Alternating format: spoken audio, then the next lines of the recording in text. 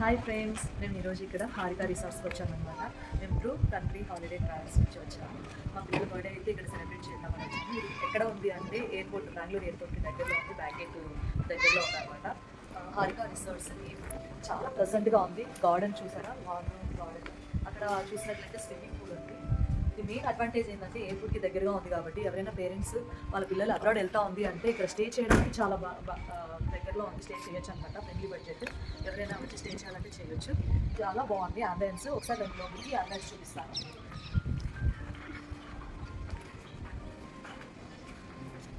చూడండి, చాలా బాగుంది అంబియన్స్.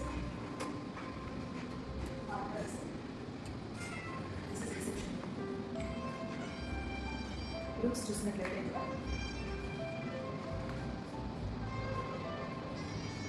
ఎవరైనా ఏ స్ట్రీట్లో వచ్చినట్లయితే కూడా సర్వీస్ చాలా బాగుంటుందండి. ఇక్కడ